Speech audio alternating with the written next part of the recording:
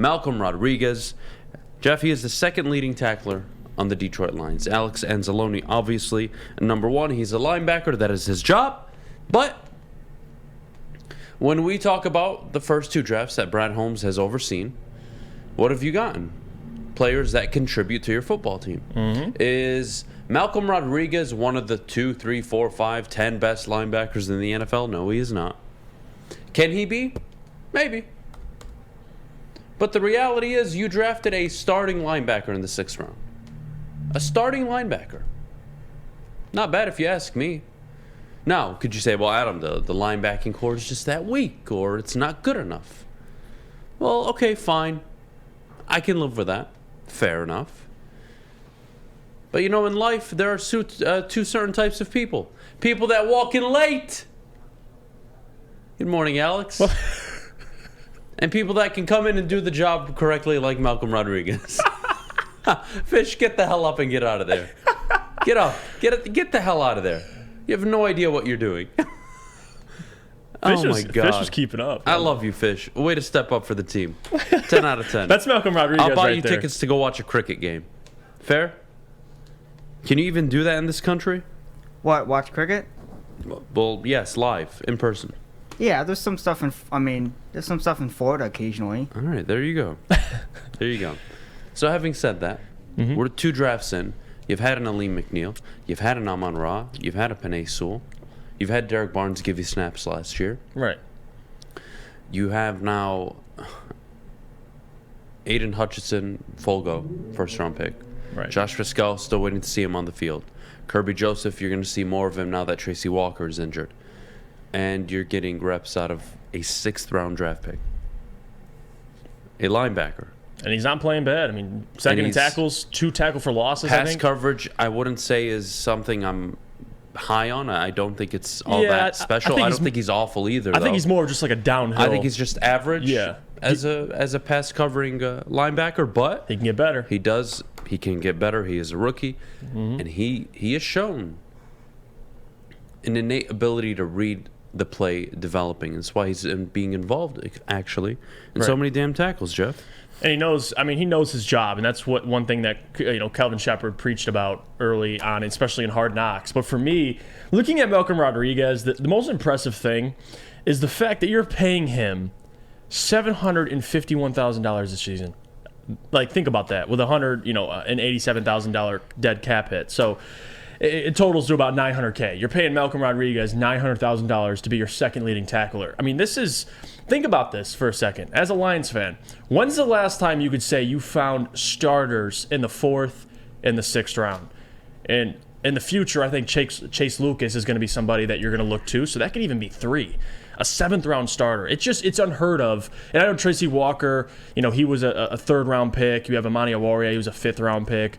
But with what he's doing in the last 2 drafts, Adam, we can say what we want about Josh Pascal. You can nitpick all we want. You're not going to hit on every single draft pick. And I don't even think the jury's written out on Josh Pascal yet. But look what we're talking about. But guys like Derek Barnes, you're not going to find, studs everywhere. You just want guys that will play and that'll contribute. What are we talking about right now? We're talking about nitpicking.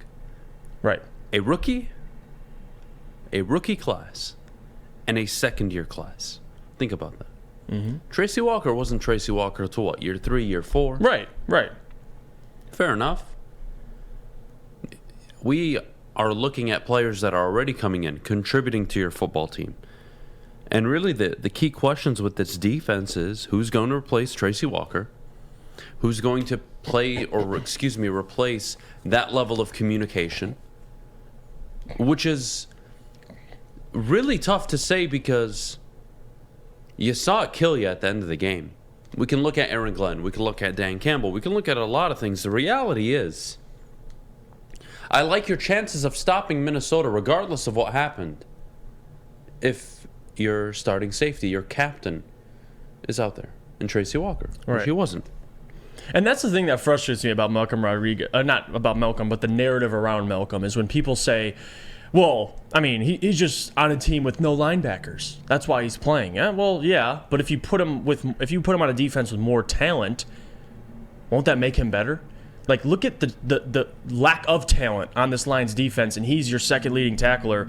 Imagine if you have a legitimate pass rush. If you have a legitimate secondary, that's going to make Malcom even better. So, again, that could go both ways. I think he's doing his job, especially for a 6th-round pick. That's all you could ask for, Adham. Him to contribute, and he's doing just that. So, I mean, praise to him. And you could see he's getting better game by game. I think he won in the heavyweights last night and said his goal is 2 picks by week 9. Like, he has legitimate goals for himself, and I love that, man. He's a dog. Look, 22 total tackles through 3 games, almost 8 a game at the moment. He's a steal. You want to talk about a steal in a draft? You're getting so much more value out of a guy from the 6th round. Right. For a fraction of the cost to what you could look at Leo Chenal. We had in the 2nd round. We were talking about Leo Nakobe Dean. And Nakobe. Now, Devin Lloyd is that dude, by the way. He's that dude. All the mock drafts. Look, we both agree. We did way too many mock drafts. A ton of them. It was a lot. But in the scenarios where before everything had happened and we had the Lions trading back, who was the consensus pick for me at number 8? It's always Devin Lloyd. Devin Lloyd. Yeah, he didn't sneak past, 14 to us? Fell. He fell all the way to the bottom of the 1st round. He fell, and he's having a hell of a start to the year. But go look at the linebackers in the class. Malcom Rodriguez is just as productive as all of them. And you got him in the 6th round. Right. Those are the little, check boxes that you can check off, or the little, wins you can take away from a draft class. The fact that you're getting that type of production at a fraction of the cost. A 6th-round pick. Malcom Rodriguez has been phenomenal.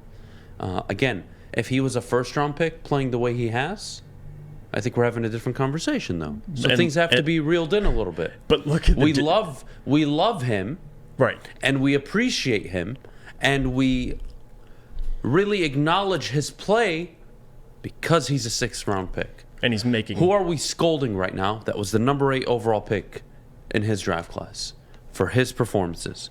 TJ Hawkinson. Right. If Hawkinson was a 6th-round pick, emerged for a few seasons, struggled with injuries, came into this year and continued to do what he was doing, you would probably ignore it.